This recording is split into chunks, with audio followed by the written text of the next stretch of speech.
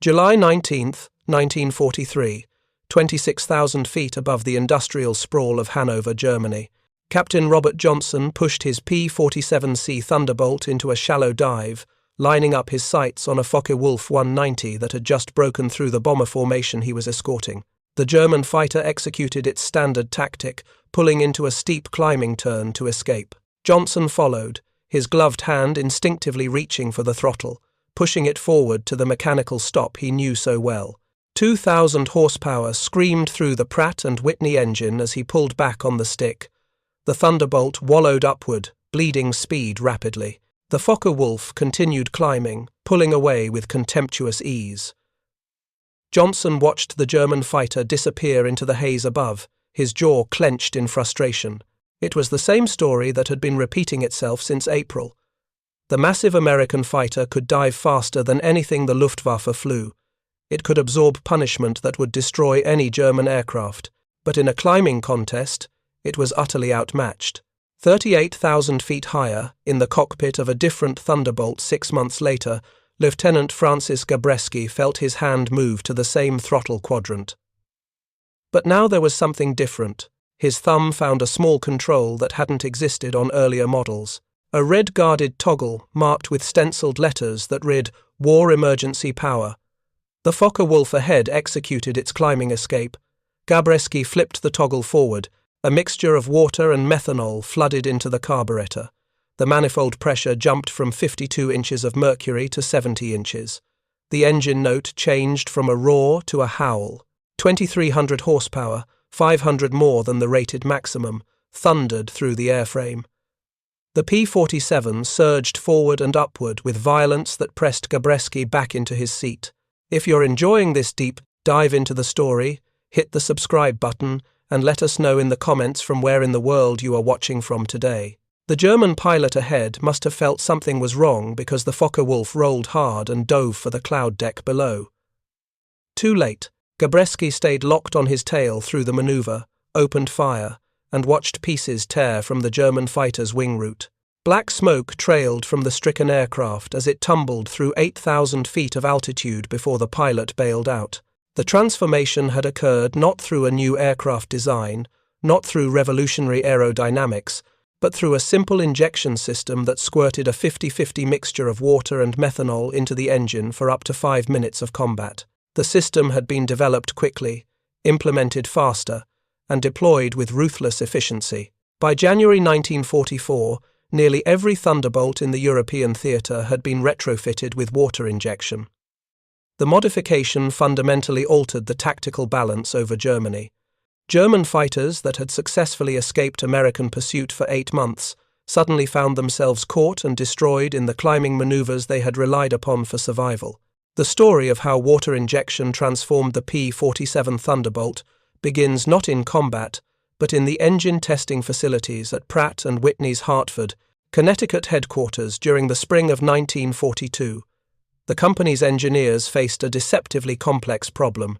The R-2800 double WASP engine produced 2,000 horsepower at sea level, making it one of the most powerful radial engines in production. But combat reports from Europe indicated that German fighters consistently outclimbed American aircraft at critical engagement altitudes. The problem wasn't insufficient power. The issue was detonation. When an engine operates at maximum power, particularly at high altitudes where the air is thin and hot, the fuel-air mixture in the cylinders becomes prone to pre-ignition, commonly called knocking. The fuel explodes before the spark plug fires, sending shock waves through the combustion chamber that can destroy pistons, crack cylinder heads, and melt valves within minutes. To prevent detonation, engines were limited in how much boost pressure they could safely generate. The R-2800's maximum continuous manifold pressure was limited to 52 inches of mercury. Push beyond that without additional safeguards, and pilots would turn expensive fighters into scrap metal. 2 engineers at Pratt & Whitney's Missouri facility, Arthur Smith and Donald Hersey, had been working on a solution since 1938. Their approach was elegantly simple in concept but complex in implementation. Inject a mixture of water and methanol directly into the carburetor during high-power operation. The water would absorb tremendous heat as it evaporated, cooling the intake charge by hundreds of degrees. Cooler air is denser air, meaning more oxygen molecules per cubic foot entering the combustion chamber. The methanol, with its octane rating of over 100, would further resist detonation while adding its own combustible energy to the mixture. Together, these effects would allow the engine to operate at manifold pressures that would otherwise cause immediate catastrophic failure. The cooling effect alone was profound. At maximum boost without water injection, the intake temperature entering the cylinders could reach 350 degrees Fahrenheit. With water methanol injection active, that temperature dropped to approximately 220 degrees. This 130-degree reduction in intake temperature represented the difference between controlled combustion and destructive detonation. Smith and Hersey filed their patent in 1938. The system they designed was mechanically straightforward, which was essential for reliability in combat conditions. A pressurized tank held the water-methanol mixture. When the pilot advanced the throttle beyond a specific position, typically the last eighth of an inch of travel, a valve opened automatically. An engine-driven pump forced the mixture through stainless steel lines to a specialized injection point in the carburetor.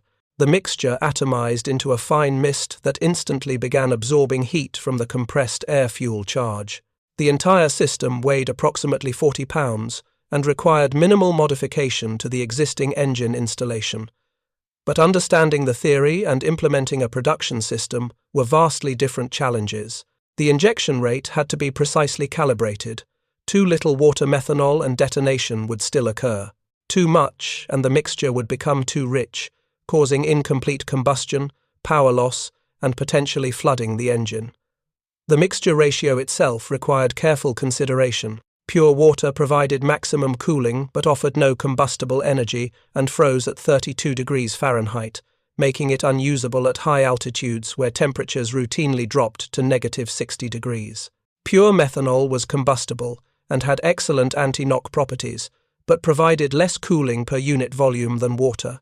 Pure methanol was also highly corrosive and would eat through certain seal materials and fuel line components. The solution was a compromise, as most engineering solutions are. A 50-50 mixture of water and methanol provided substantial cooling, excellent anti-knock characteristics, operated down to -40 degrees Fahrenheit, and remained compatible with existing fuel system materials when properly selected.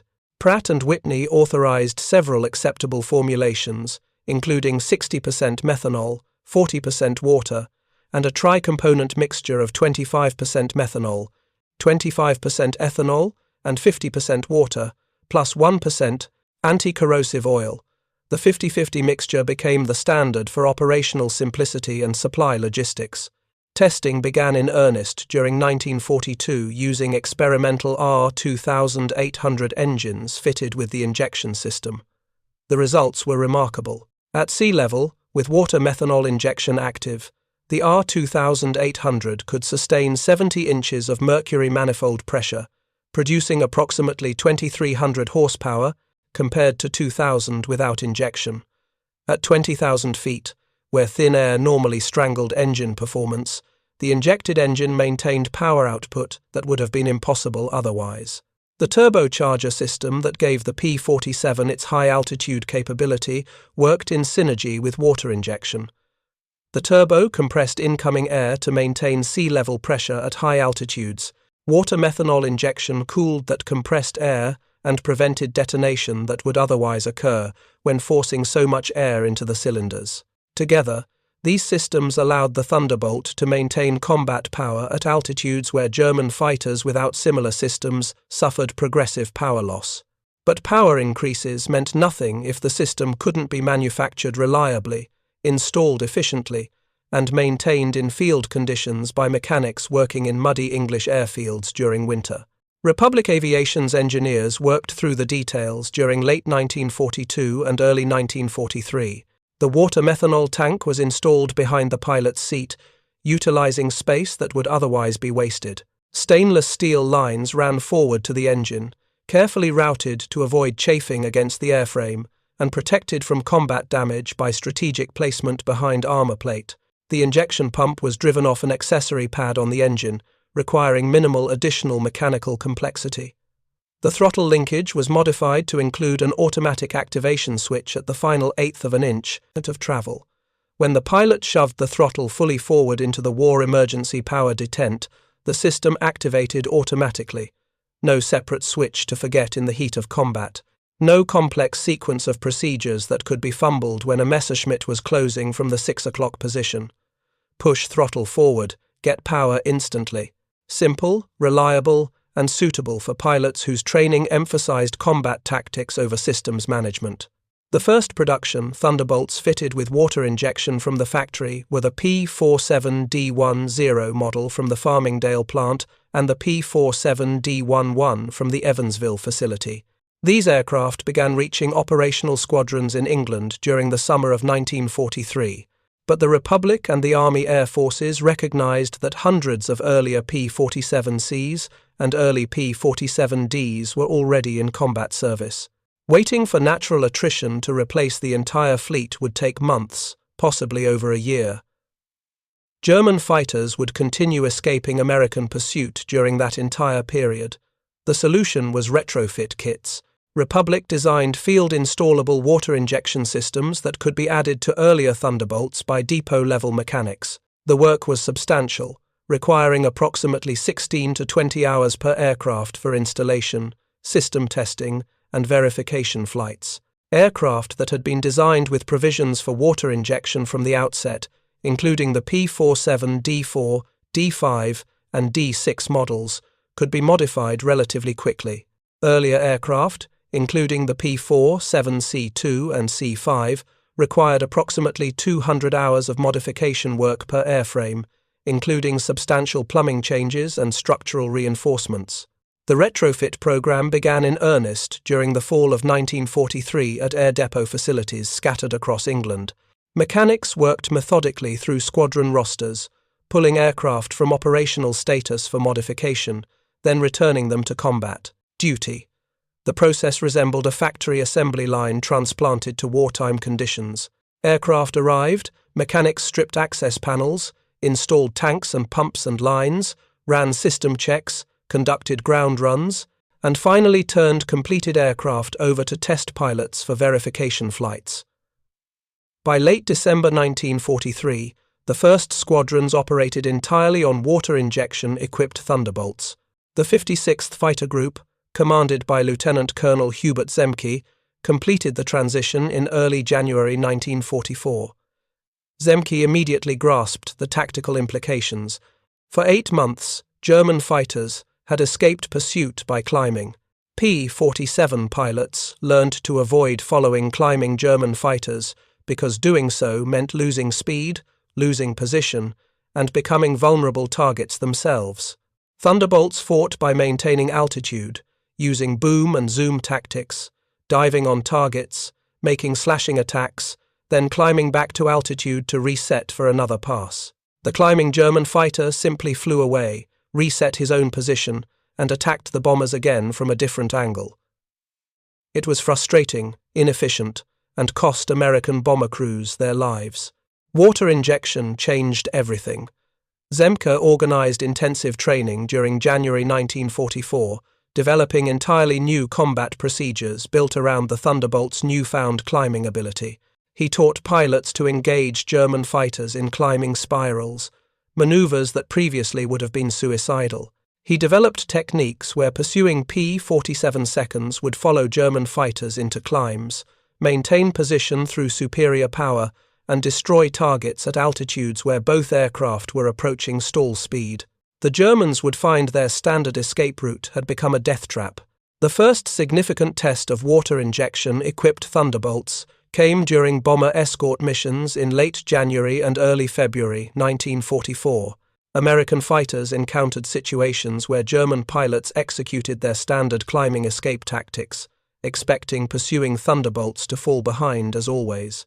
Instead, American fighters stayed locked onto German tails through climbs that should have been impossible. Initially, German pilots assumed they faced a new American fighter type, perhaps a variant they hadn't been briefed about. The Thunderbolt looked the same, sounded the same, but performed completely differently above 20,000 feet. Intelligence officers examining gun camera footage clearly showed standard P-47 Thunderbolts achieving this performance. Confusion spread through Luftwaffe units. How could the same aircraft they had successfully evaded for months suddenly match their climbing performance? The transformation became undeniable during the bomber escort missions to Brunswick and Berlin in March 1944. On March 6, Lieutenant Colonel Zemke led 48 Thunderbolts, escorting heavy bombers toward Brunswick, routing their formation over Berlin. Luftwaffe controllers vectored more than 80 Messerschmitt 109s and Focke-Wulf 190s toward the incoming bombers. German fighters attacked using standard tactics: dive through the bomber formations, fire quick bursts, then pull into steep climbs to escape the escorts. Across the sprawling air battle, Thunderbolt pilots matched German fighters in vertical combat for the first time in the European War. Captain Robert Johnson, Lieutenant Walker Mahurin, and other 56th Fighter Group pilots caught German fighters in climbing engagements and destroyed them at high altitudes. The group claimed 11 victories without losing a single Thunderbolt. More importantly, not a single bomber in their formation was shot down during the portions of the mission where they provided direct cover. German pilots landing after the Brunswick mission reported disturbing developments to their intelligence officers. American pilots landing after the Thunderbolts were climbing with them. Multiple pilots insisted they must have encountered a new fighter type. When shown gun camera footage depicting standard P-47 seconds achieving the described performance, confusion deepened into concern. Luftwaffe technical intelligence needed to understand what had changed. The first clue came from wreckage analysis in early February. A shot-down P-47D was recovered and transported to the Luftwaffe test facility at Rechlin for examination. Engineers examining the aircraft noticed additional plumbing running from the cockpit area to the engine. Following the lines revealed a pressurized tank behind the pilot's seat and an injection point in the carburetor system. The technical intelligence report described the modification but initially failed to grasp its full significance, concluding that the system probably improved takeoff performance rather than combat capability. This misunderstanding cost the Luftwaffe valuable reaction time. Throughout February 1944, more P-47 groups transitioned to water injection-equipped aircraft. The 4th Fighter Group received theirs in early February. The 78th Fighter Group completed transition by mid-February. By month's end, 6 of 8 Thunderbolt groups in England flew water injection-equipped aircraft. Each group immediately experienced improved combat effectiveness. German fighter losses climbed steadily as Luftwaffe pilots found their standard escape tactics no longer worked reliably. On February 21, 1944, Jagdgeschwader 26 lost 7 Focke-Wulf 190s in a single engagement with the 56th Fighter Group. The unit commander, Major Klaus Mietisch, filed an after-action report that revealed mounting frustration. His pilots had engaged according to established doctrine, attacking bomber formations, then disengaging through climbing maneuvers when pressed by escorts. Every pilot who attempted this standard escape maneuver was shot down. Mietisch requested immediate clarification on whether Americans had introduced a new fighter type and whether existing tactical doctrine remained valid. Luftwaffe intelligence struggled to provide satisfactory answers. German understanding gradually improved through continued observation and additional wreckage analysis. By March 1944, Luftwaffe intelligence reports acknowledged that American engineers had modified the Thunderbolt's engine system to improve thrust at low airspeeds and during climbs. Tactical advisories circulated to fighter squadrons warning that American fighters could now contest vertical combat. The recommendations advised engagement only when holding a clear energy advantage and disengaging through level high-speed flight rather than climbing escape maneuvers. But changing tactical doctrine across hundreds of fighter squadrons proved impossible in practice. Pilots who had survived the previous 8 months by climbing away when American fighters appeared could not instantly reprogram survival instincts that had kept them alive. The ingrained response to enemy pressure was to pull back on the stick and climb. That instinct, which had been correct for so long, was now getting pilots killed. The scale of transformation became undeniable during Big Week. the massive bombing campaign against German aircraft production facilities in late February 1944. From February 20th to 25th, the 8th Air Force launched over 3,800 bomber sorties, escorted by more than 3,600 fighter sorties. The vast majority of American fighters were water injection-equipped P-47 seconds. The Luftwaffe launched over 2,000 defensive sorties. German losses totaled approximately 355 fighters destroyed with another 100 damaged beyond immediate repair. American fighter losses totaled 28 aircraft. The exchange ratio had shifted dramatically in favor of the Americans, and water injection played a measurable role in that shift. If you find this story engaging, please take a moment to subscribe and enable notifications. It helps us continue producing in-depth content like this. Thunderbolt pilots discovered that water injection created tactical opportunities beyond simple climb performance. The increased power at low speeds improved acceleration out of dives, allowing Thunderbolts to build energy faster after high-speed attacks. Pilots could execute dive and climb attacks repeatedly, maintaining initiative throughout extended engagements rather than needing to disengage after each pass to rebuild altitude and speed. The improved power-to-weight ratio also enhanced turning performance at slower speeds. Thunderbolts still could not outturn Messerschmitt 109s or Focke-Wulf 190s in flat horizontal turns at medium altitudes. That remained true throughout the war. German fighters were lighter, more nimble, and designed specifically for turning combat, but with water injection active, P-47 seconds could maintain sufficient energy in climbing turns to prevent German fighters from gaining angular advantage. The American pilot could force the engagement into a vertical spiral, where power mattered more than wing loading. Major Francis Gabreski, commanding the 61st Fighter Squadron within the 56th Fighter Group, became the leading proponent of what pilots called the climbing spiral. Gabreski would engage a German fighter at co-altitude, typically around 24,000 feet. Rather than attempting to outturn the enemy horizontally, he would maintain speed and pull into a climbing turn. German pilots, seeing the Thunderbolt climb, often followed, expecting the American fighter to lose energy and become vulnerable, as it always had in previous months. But with water injection active, P-47 seconds maintained climb rate even while turning. Gabreski would spiral upward through 2 or 3 full circles, gradually reducing the German fighter's energy state as the opponent burned fuel and bled speed, attempting to maintain position. At some point, usually around 30,000 feet or higher, the German fighter would either stall or be forced to break off the engagement to avoid stalling. At that precise moment, with the German fighter at low speed and high altitude with no escape energy, Gabreski would reverse his turn, roll inverted, and dive onto the target. He would open fire from a position where the enemy had no possible escape route. The German pilot could not dive away because the P-47 dived faster. He could not turn away because he lacked the energy to maneuver sharply. He could not climb because he was already at the edge of stall speed. Gabreski ultimately claimed 28 aerial victories flying P-47 Thunderbolts, making him the leading American fighter ace in the European theatre flying a single aircraft type. Nearly all these victories came after his squadron transitioned to water injection-equipped aircraft. In post-war interviews, Gabreski consistently credited the water injection system as the single most important factor in the P-47's transformation from a defensive escort fighter to an offensive air superiority platform. He noted that the modification required minimal changes to pilot training or tactics. The aircraft simply did what pilots wanted it to do, maintaining energy in situations where earlier Thunderbolts would have failed. The transformation extended beyond air-to-air combat.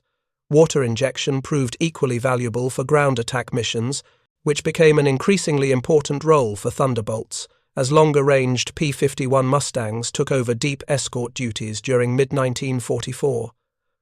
For ground attack work, improved thrust at low speeds allowed heavily loaded P-47 seconds to maintain speed and maneuverability, even when carrying 2,500 pounds of bombs or rockets under the wings and fuselage.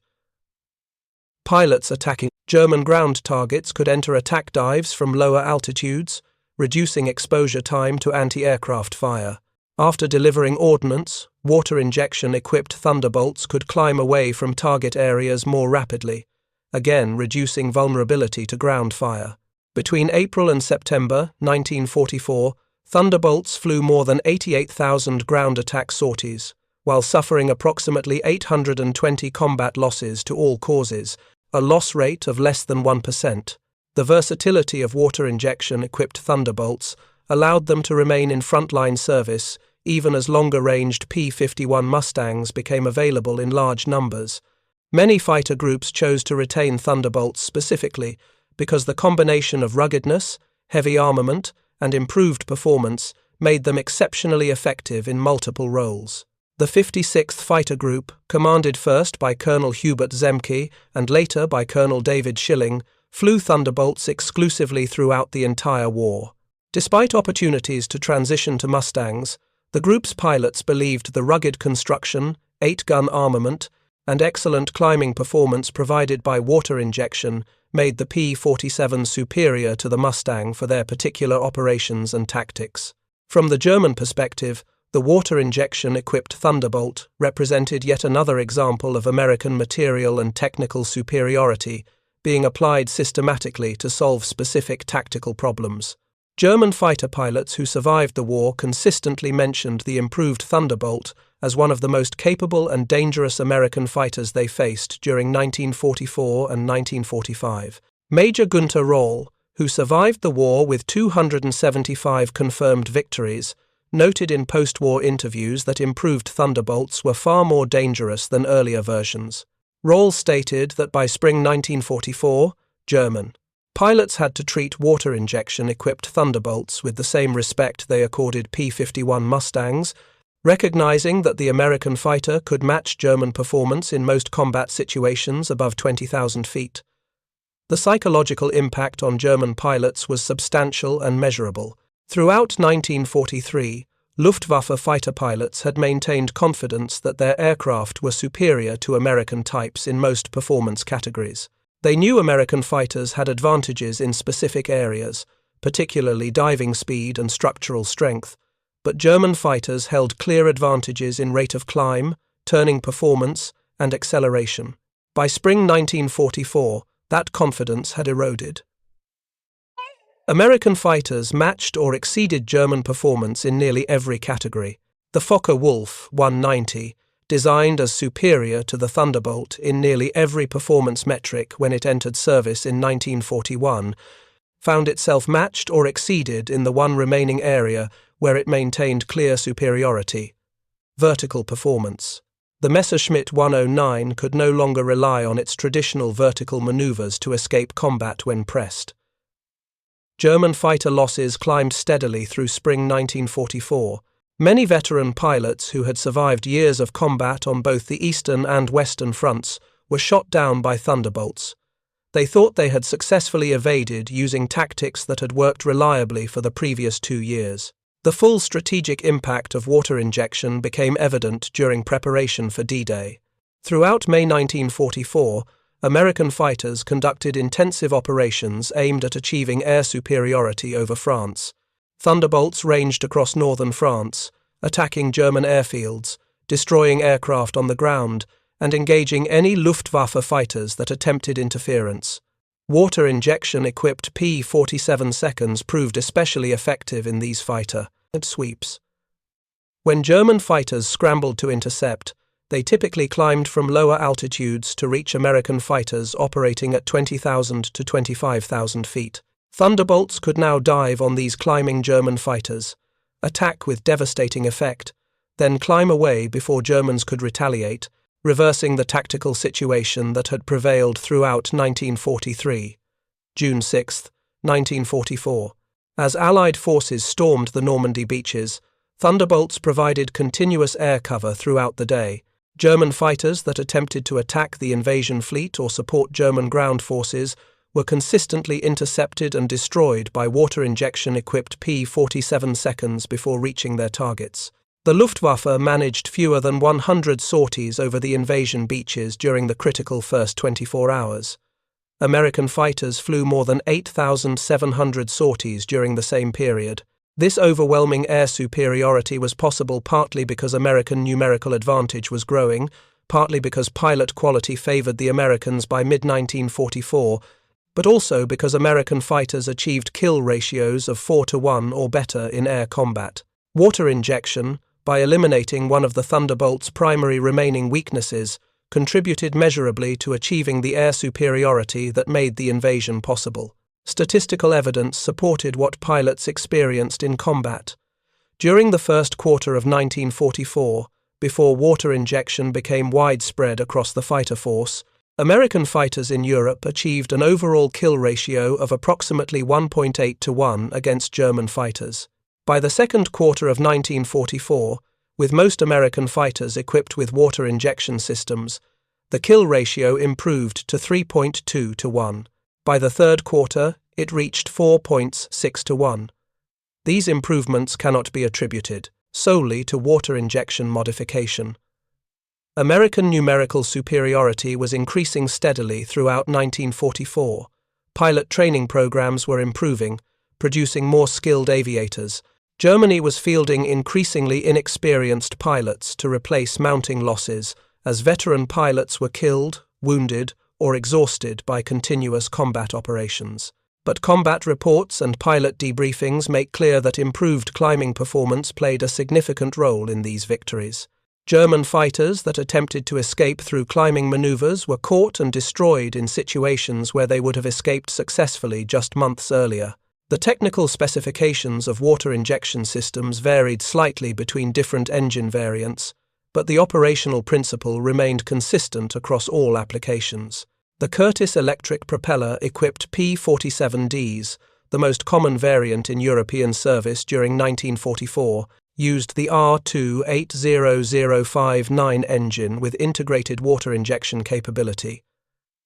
The system held approximately 15 gallons of water-methanol mixture in the pressurized tank behind the pilot's seat. At maximum injection rate, this provided approximately 5 minutes of war emergency power operation. The injection rate was carefully calibrated to provide approximately 7 gallons per minute at full flow. This rate balanced cooling effectiveness against mixture richness and fuel consumption. The system operated automatically, once activated by advancing the throttle into the war emergency power position. The pilot had no direct control over injection rate or mixture composition.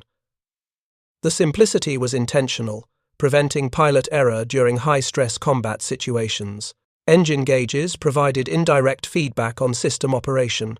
Manifold pressure jumped from 52 inches of mercury at military power to 70 inches at war emergency power. Cylinder head temperature dropped noticeably as the water-methanol mixture cooled the intake charge.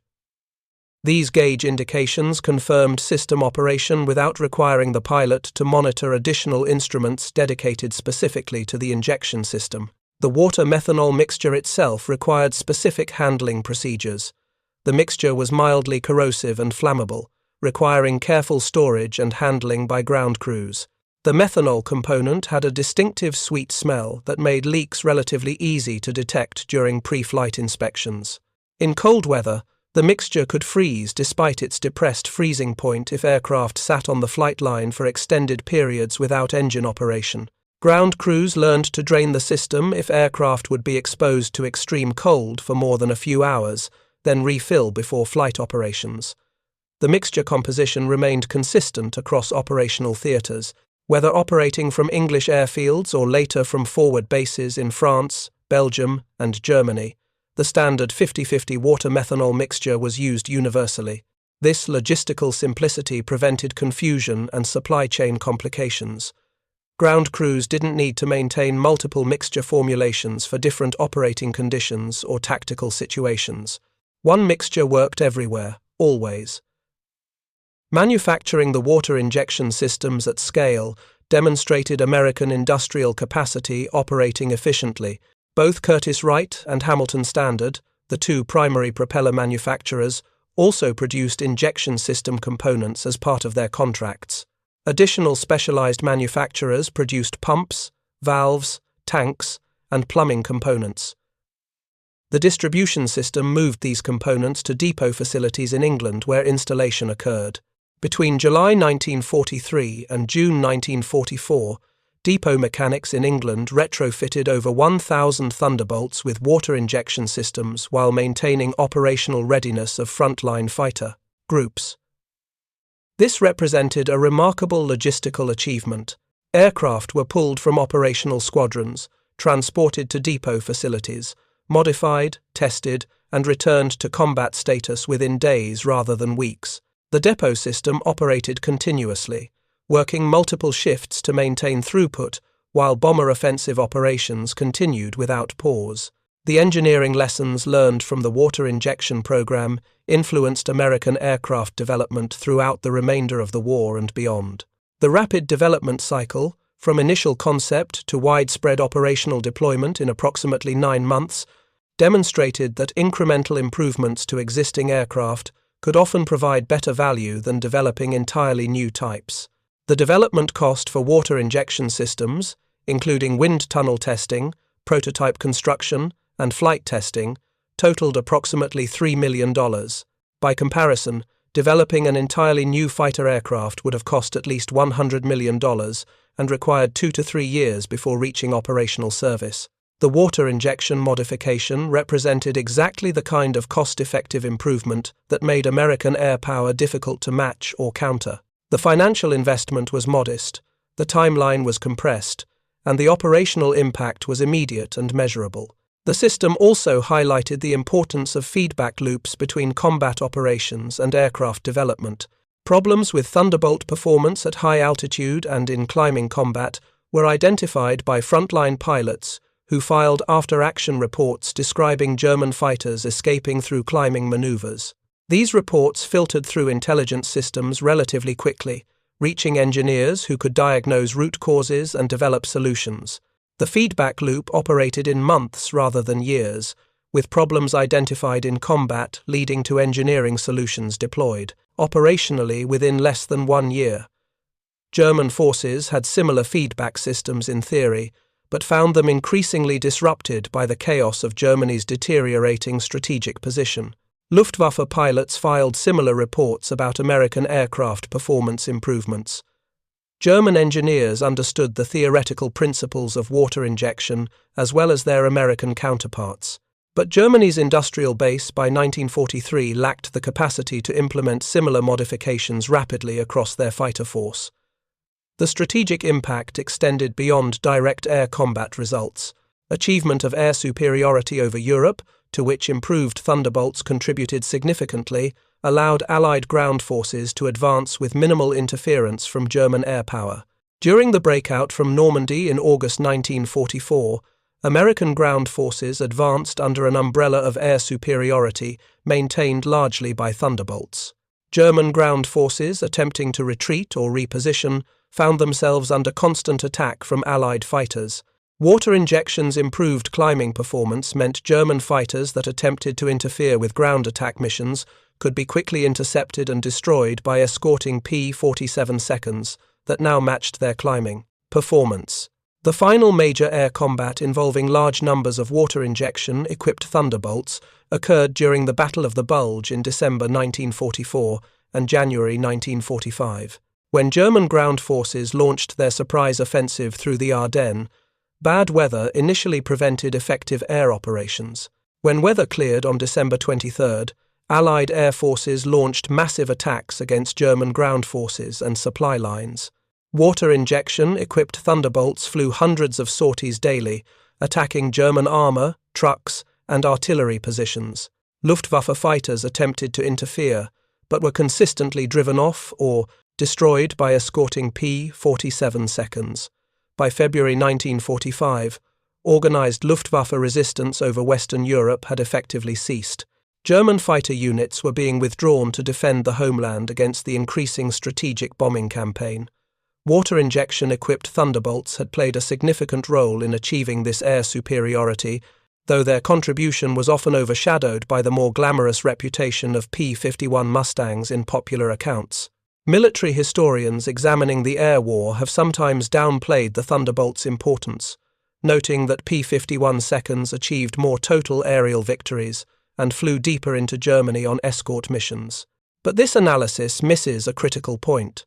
The Thunderbolt's transformation through water injection came at the crucial moment when German fighter forces still represented formidable threats to American bomber operations.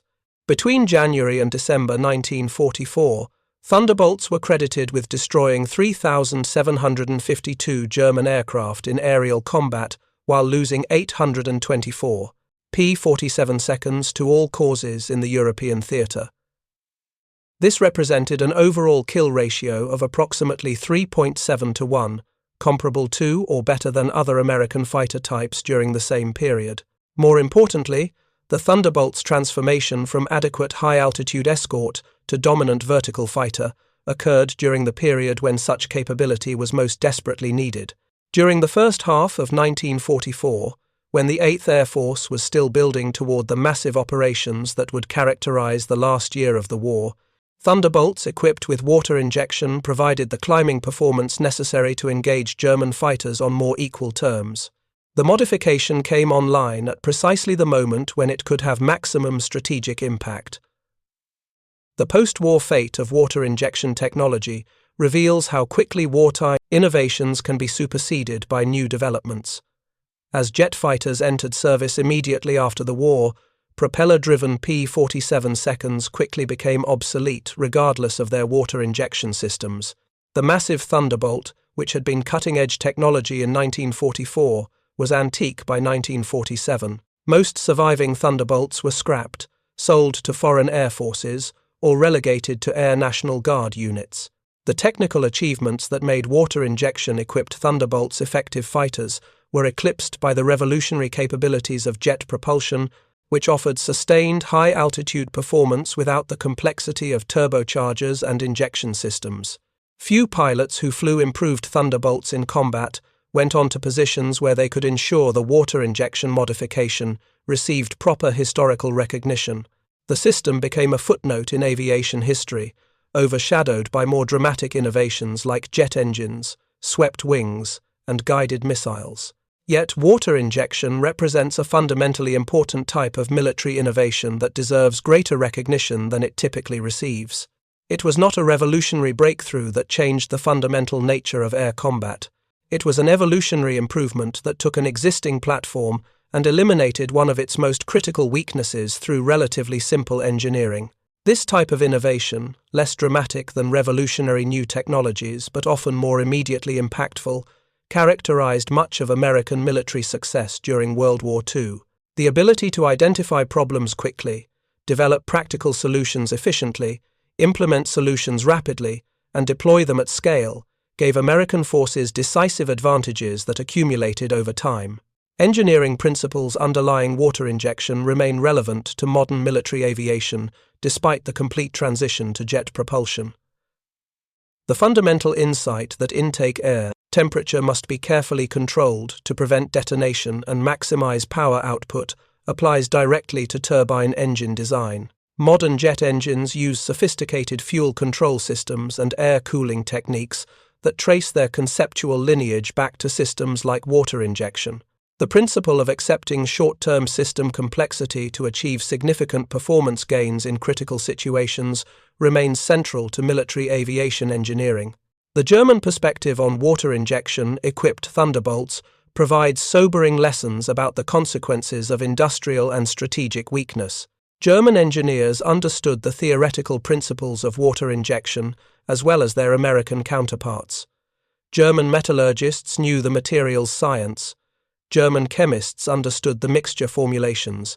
German test pilots could have evaluated the systems as competently as American pilots.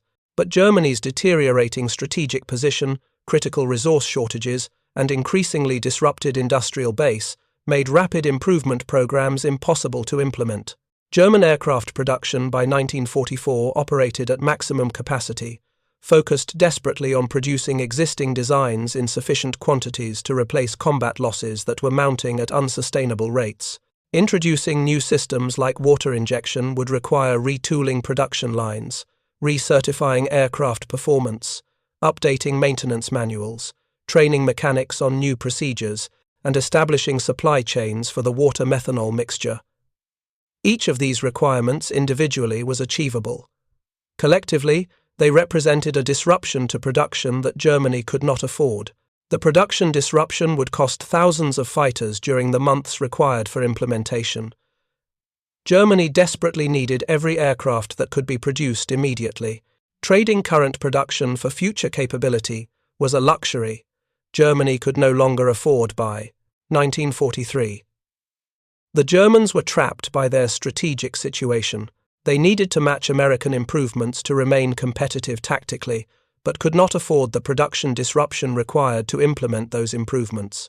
This fundamental dilemma characterized much of late-war German military production across all equipment categories. This highlighted a fundamental difference in American and German approaches to aircraft development. American designers consistently accepted good enough solutions that were implementable quickly over theoretically optimal solutions that required extended development. Water injection was not the most elegant possible solution to the power at altitude problem. It added weight, complexity, another fluid that required management and supply, and another system that could fail in combat. A more sophisticated variable geometry turbocharger system might have achieved similar results with less operational complexity, but developing such a system would have required years of engineering, extensive testing, and delayed deployment. The water injection system worked adequately, could be implemented immediately, and solved the tactical problem that American pilots faced in combat. That was sufficient. German designers, influenced by different engineering culture and different resource constraints, often pursued theoretical perfection at the expense of practical implementation. German propeller engineers worked on advanced variable pitch systems and sophisticated supercharger designs that would theoretically outperform crude American solutions like water injection. These advanced designs existed primarily on paper and in experimental prototypes. They never reached operational service in meaningful numbers because the development and production resources required exceeded what Germany could allocate while fighting a multi-front war against opponents with combined industrial capacity 5 times greater than German capacity. By March 1944, the water injection-equipped Thunderbolt had become the standard American escort fighter throughout the 8th Air Force in Europe. The aircraft was no longer a compromised platform, awaiting replacement by longer-ranged P-51 Mustangs. The Thunderbolt had evolved into a formidable air superiority fighter, dominating German opponents in most combat situations above 20,000 feet. The psychological impact on both sides was significant and measurable. American bomber crews who had watched helplessly throughout 1943 as German fighters climbed away from pursuing escorts now saw enemy fighters chased down and destroyed in climbing combat. The improved performance boosted morale among bomber crews, who understood that effective fighter escort directly impacted their survival probability. German pilots, already demoralized by increasing American numerical superiority and progressive loss of experienced squadron mates, faced a tactical environment where their remaining advantages had been neutralized through systematic American technical improvements. The Focke-Wulf 190, designed as superior to the Thunderbolt in nearly every performance category when it entered service, found itself matched or exceeded in its primary remaining advantage, vertical performance. The Messerschmitt 109 could no longer rely on traditional vertical escape maneuvers when pressed by American fighters. The modification's success spawned further developments. The P-47M, introduced in late 1944, incorporated water injection as standard equipment, along with an improved R2-80057C engine that produced 2,800 horsepower at war emergency power. This variant was specifically designed to intercept German jet aircraft, which were beginning to appear in small numbers over Germany. The P-47M could climb rapidly to intercept altitudes, using water injection to maintain energy through the climb, then use its superior diving speed to engage jets during their vulnerable landing approach phases. The combination of water injection with the more powerful engine gave the P-47M a maximum speed of 470 miles per hour at 30,000 feet, making it one of the fastest piston engine fighters in operational service. The P-47 Newtons, developed for Pacific operations against Japan, also incorporated water injection along with a redesigned wing that held additional internal fuel. This variant combined the tactical advantages of water injection with the strategic advantage of extended range, creating a fighter that could escort B-29 bombers on missions of over 2,000 miles. The success of water injection on the Thunderbolt influenced other American aircraft programs. The F-4U Corsair, F-6F Hellcat, and other fighters received similar systems. The Navy found water injection particularly valuable for carrier operations, where the system provided extra power for takeoff from short carrier decks with heavy fuel and weapons loads. Wars are not won by single wonder weapons, brilliant strategies, or revolutionary technologies in isolation. They are won by the accumulated weight of thousands of incremental improvements, each addressing specific problems, each implemented efficiently, each contributing to overall superiority that compounds over time. Water injection was one such improvement among many that characterized American military-industrial capability during World War II, but it came at a critical moment when German forces were still capable of contesting Allied air superiority over Europe. By eliminating the Thunderbolt's primary performance weakness in climbing combat, the modification helped establish air dominance that made the invasion of Europe possible and accelerated Germany's defeat. This achievement, born from the methodical work of engineers solving specific technical problems rather than the dramatic exploits celebrated in popular accounts, deserved recognition as one of the decisive technological contributions to Allied victory in Europe. The broader lesson extends beyond the specific technical details of water injection systems or Thunderbolt performance. The story illustrates how systematic application of adequate technology, deployed rapidly at scale, defeats technically superior solutions that cannot be implemented quickly or produced in sufficient quantities. The Germans in many cases had better theoretical understanding, more elegant engineering solutions, and superior technical craftsmanship at the individual component level. What they lacked was the industrial capacity, the resource availability, the logistical infrastructure, and the time to implement their superior solutions across their entire military force before being overwhelmed by opponents who implemented adequate solutions immediately. American engineers didn't need to design the perfect engine boost system. They needed to design a boost system that worked reliably, could be manufactured quickly, could be installed easily, and solved the specific tactical problem that American pilots faced in combat during 1943 and 1944. Water injection accomplished all these objectives. It was simple enough to be reliable, proven enough to be trusted, effective enough to matter tactically, and implementable quickly enough to affect the war's outcome. The system's limitations were understood and accepted. Water injection worked for only 5 minutes before exhausting the tank. The mixture was corrosive and required careful handling. The system added weight and complexity. Pilots needed to remember to activate it, though the automatic throttle linkage helped prevent forgetting. The system required maintenance, and the mixture required supply logistics. None of these limitations invalidated the system's value. The 5-minute duration was sufficient for most combat engagements, which rarely lasted longer than 10 minutes total, and usually involved brief periods of maximum power maneuvering rather than sustained high-power operation. The corrosion could be managed through proper maintenance procedures and component selection. The added weight was acceptable given the performance improvement. The supply logistics were manageable given American logistical capabilities. Every engineering solution involves trade-offs. Perfect solutions that solve all problems without creating new ones exist only in theoretical discussions. Practical solutions that solve important problems while creating manageable secondary problems are the realistic goal of military engineering. Water injection was an excellent practical solution to a critical tactical problem. It transformed the Thunderbolt from a defensive escort fighter that could protect bombers, primarily through its presence and deterrent effect, into an offensive air superiority fighter that could actively hunt and destroy German fighters throughout the altitude envelope where combat occurred. The human dimension of this technical story deserves emphasis. Behind every engineering specification, every production run, every depot modification, real people made decisions, solved problems, and accepted risks. Engineers at Pratt & Whitney worked long hours developing the injection system, knowing that their work would directly impact pilot survival rates. Factory workers at Republic Aviation built the components with precision, understanding that quality control failures could kill American pilots.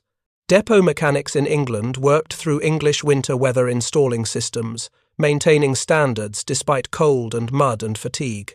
Test pilots flew experimental configurations, accepting unknown risks to verify that systems worked safely. Combat pilots trusted the new systems during the chaos of air combat, relying on engineering promises when German fighters closed from behind. The success of water injection represented the cumulative efforts of thousands of individuals across the military-industrial complex, each doing their specific job competently. This collective competence, repeated across countless similar programs, characterized American military success during World War II. It wasn't individual genius or revolutionary breakthroughs, though those occasionally occurred.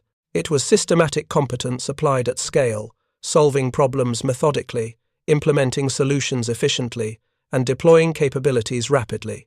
By the war's end in May 1945, water injection had become so thoroughly integrated into Thunderbolt operations that pilots barely thought about it as a separate system. It was simply part of how the airplane worked, like the turbocharger or the landing gear. The last eighth of an inch of throttle travel gave you 5 minutes of extra power when you needed it. Simple, reliable, and understood.